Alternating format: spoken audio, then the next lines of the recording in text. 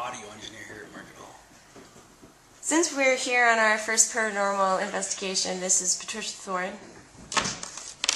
Hi. Doing a quick little interview. I wanted to know, Clay, in your history of working at the Hall, have you ever heard of anything odd happening or any kind of unexplained things? Nope. Have you heard of any stories of the house being haunted, the Market Hall being haunted? The only story I've heard is some guy fell off the beam during construction and died. That's about all I know. Do you know much about the Hall and the history? Not a whole lot. What are your beliefs? Do you believe in ghosts? Do you believe in capturing images and so on and so forth? I'm a skeptic. Good to know. Hello, please state your name and tell me a little bit about yourself. My name is Matt Greco. I'm the manager of the front of house team here at Market Hall and the volunteers. And have you heard of any types of activity, paranormal activity here at the Hall? Only anecdotally. I've heard from people that have previously either worked here or put on shows here and stuff, talking about things that sounds that they had heard, or nothing direct contact, but definitely it was like weird things that happened and stuff. So where would you put yourself on a scale of 1 to 10 for being a skeptic, a 10 being a 10 is being skeptic, and 0 being I believe in everything? I'd pretty much, I'd be a 10, I think. I try to do a lot of reading and study things, and when I do read accounts of other people and just try to, see what I can take away from it and stuff like that. But I've never ever had any like personal encounter or anything like that I've deemed real overwhelmingly supernatural or anything. So it's interesting. I'm curious. I've never taken part in any kind of like event like this, so I want to see it firsthand. So, give us your name and tell us a little bit about yourself. I'm Patricia Thorne. I'm the operations manager here at the Market Hall. I started working at the Market Hall in a different capacity several years ago, about 2007 or 8. I did a show as a stage manager. I didn't know anything about the Market Hall at the very beginning, but there were some things that happened, and as now we're in the year 2014, we've kind of put it together. I believe there is an entity that lives in the backstage. But when I first started in 2007, 2008, you would go into the back of the stage, everything would be really hot, and then all of a sudden you would feel cold. And a couple of times where I would turn on the lights, nothing would turn on. And I'm thinking, okay, we've blown a fuse or what have you. I would go, the guy that was working there at the time was Andy Fox. I'm like, Andy, I can't turn on those backstage lights. He goes, oh, sometimes the ghost plays tricks on you. I'm like, yeah, right, whatever. Just turn on the bloody lights. And he went back and he flicked on the lights and there was nothing wrong. So that was the first show I did. The second show, there was a constant odd things happening, like a prompt. Susan Newman had, she was one of the performers in Hungary, and she had a bird. And it had these 3 little crumbs that I had to make. It was kind of really interesting. It was a puppet. And I swear I would set them, and then the freaking 3 balls would end up in the middle of the stage.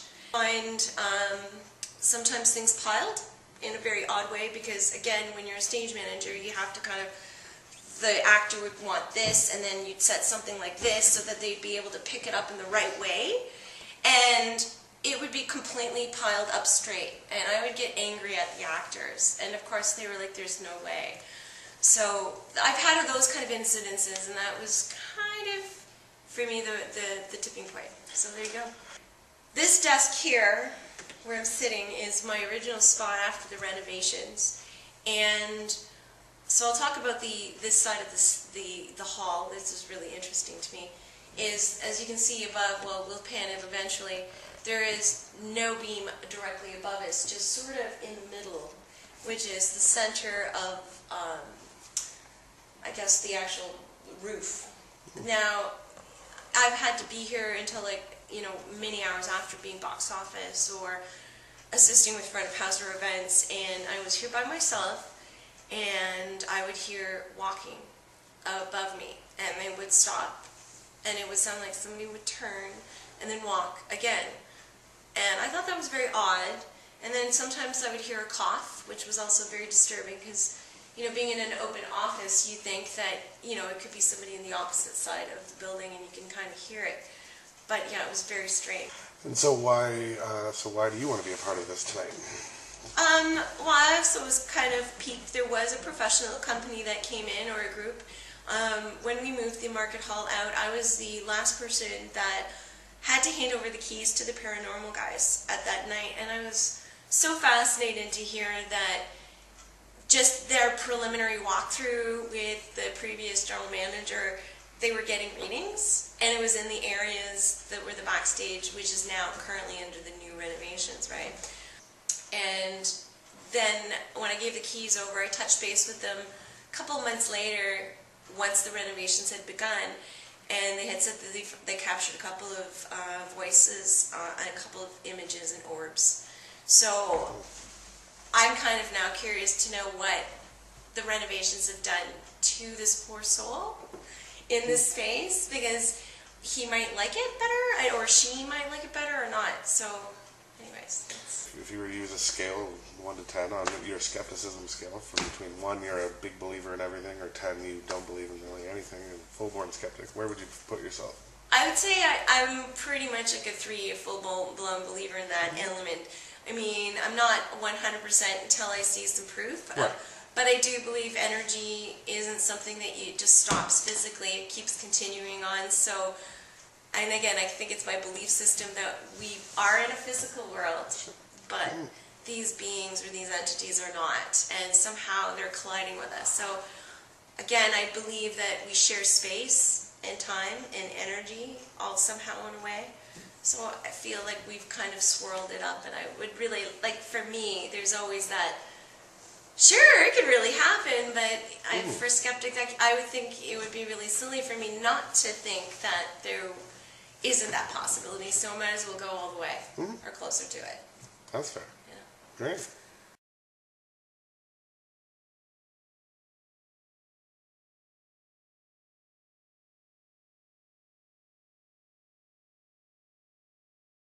I'll pause this, but there's another part that I wanted to bring in, a story of a hearsay from theater campers.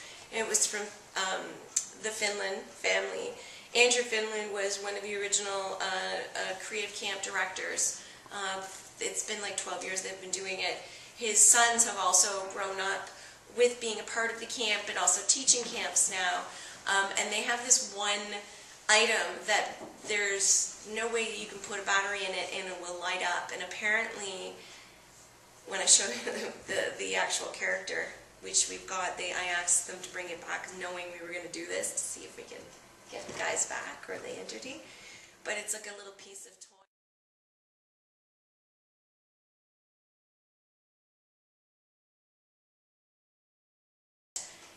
The father, who was a principal, who is still a principal, who's retiring, swears the thing lit up in front of 15 other kids and his 2 children, and he pitched it across the room. It was the last time he ever touched it, and so now we ended up, they didn't throw it out, they just couldn't throw it out for some reason, so.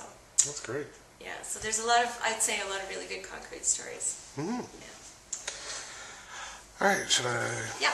Okay. I just hit the red. So yeah, tell us your name. Okay, my name is James Nicholson, and I've been into ghost hunting and paranormal investigation for 2 years now. And sure, I should have more equipment than what I've got now, but I don't. This is a video camera, as you can tell. It does night vision, and it also, you could also take pictures with it. But that's what I use. It's called the Phantom Light? Yeah, Okay. there's that. And I also got, hold on, I got one more piece of equipment that goes with it.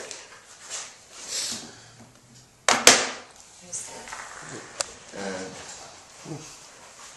I got a butter with that.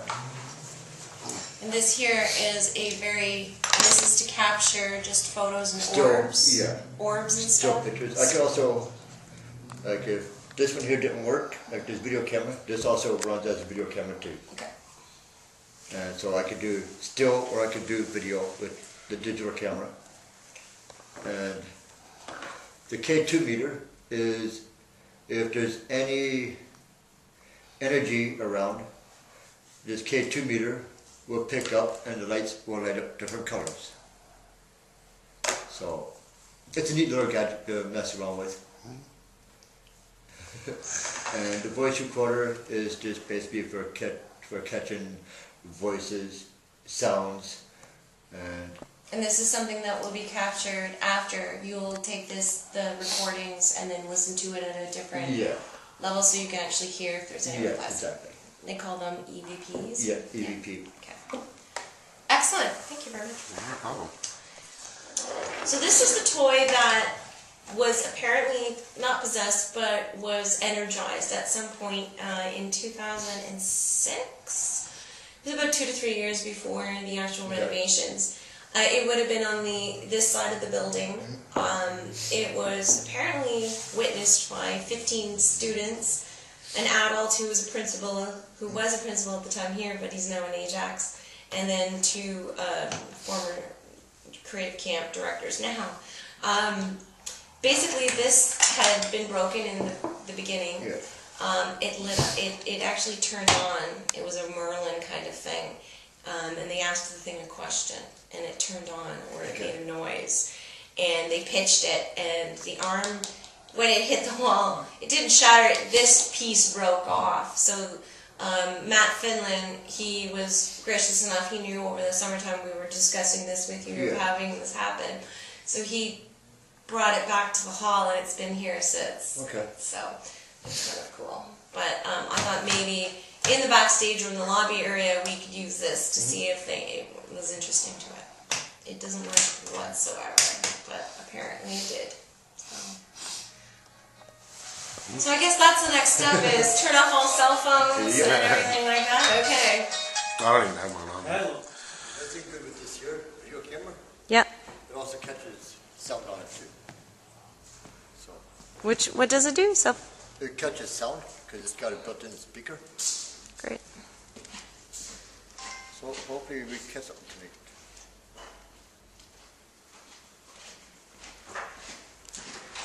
We are now making this place a solitude of quietness. Except for my shoes. That's it. I could take them off. No.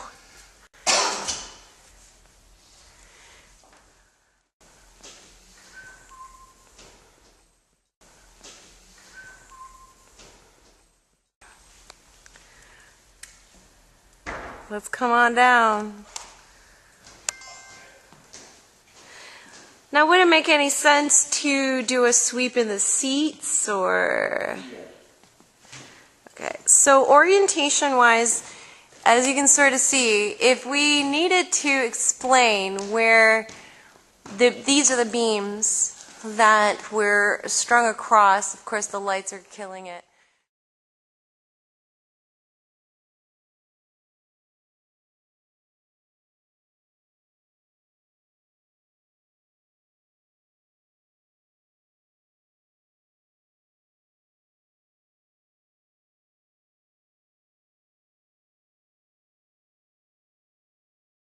But the idea is that's the roof, and when the beams were being laid, apparently somebody fell from here all the way below 2 stories to the basement. So now I guess we're going to see what it looks like in the dark.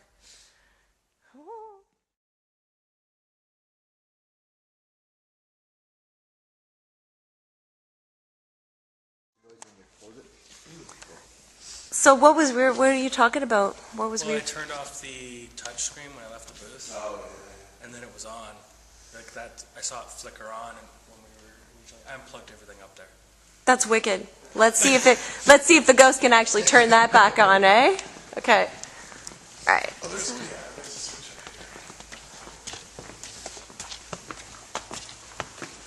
here. I'm going to take a seat in one of the chairs here. Do you want to take the... No. Who wants to? Here, okay, right here, I'm going to put my stuff right here. Do you want me to hold the video recorder, the sound recorder? Actually, we'll give it, it keeps turning off. Yeah. You don't use it, so if you don't use it, it'll shut off by itself. Oh, so we didn't press record that whole time? Shit. That's okay, you've been videoing. Yeah, like I said, this. Okay. Give the sound engineer the freaking EVP, the sound thing. I'll hold this, okay? Alright. So, as far as I know, there's two beams behind us in the administration, which we'll get to. So we'll have to find out if it's 3, 4, 5, 6, 7, 8, and I think there's 9 and 10, which we don't see. Okay. No, right. Record. Okay. Okay. Cool. So is it recording now? No, not yet. When it turned on? Yeah. Do you want me to ask the questions, So if I hit or do you want to ask the I'm questions? just listening. Yeah, sure. Awesome. Thank you. That was,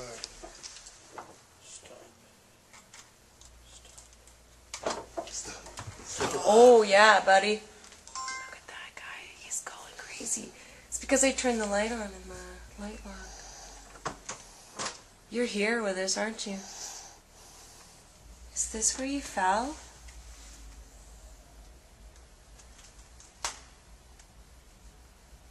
Is this where you fell? Camera malfunction. oh, I get that once in a while.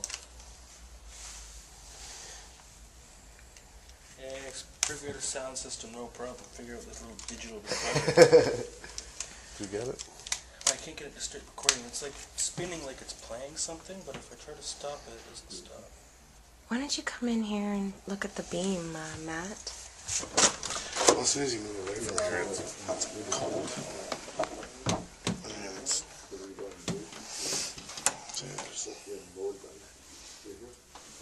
And the beam is like right behind you.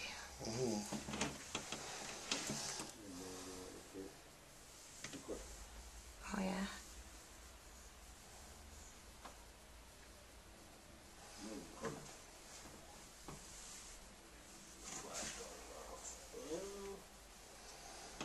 It's definitely favoring... Yeah. Follow you.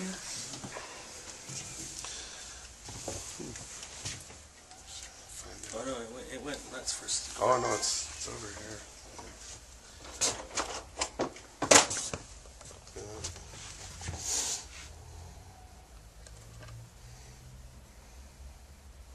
Are you Irish? You're an Irish Protestant? Or are you?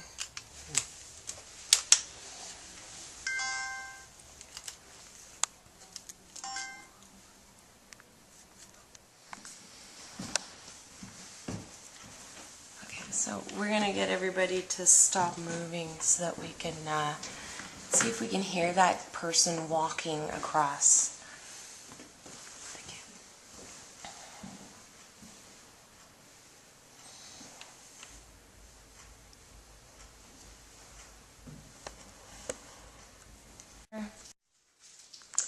Okay, it is now 1:52 p.m. AM. On November 1st. I'm like, what time is this? Don't get too close because now okay. There, let me in. Perfect! Yay! Okay, so we've got maybe a quarter of my life. Okay, so being here on the Market Hall Paranormal Investigation, what was it that like? Just tell me what you felt your experience was really quickly. Yeah.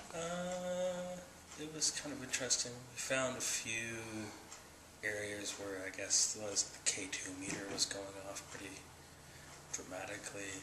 We definitely heard some noises on the roof, but not sure as of yet. Where was the location of the K2? It was the stage right third floor of the balcony. in the And corner you're- right before the backstage area. Pretty wild, eh? It's kind of crazy. Yeah, it was. There was like nothing around to be setting off an electromagnetic meter where it was. So. Perfect. Thank you very much. And Sorry, what was the question again? my question is, we did have an introduction Yep. about you. Just wanted to know how you fared with your skepticism and if anything was interesting to you. Yeah, I mean, the process, like I said, going around, there were, or like Clayton said, there were, certain spots that seemed to resonate, more consistently, and it was, and for no, other apparent, outside stimulus, so that was pretty interesting to me. Are you tired? I'm a little tired, but I mean, you already knew that coming into this. Okay, I'm going to quickly go over to James. There's your face, James. And any closing remarks from you? Anything that you found interesting really quick? Other than the K2 meter going off,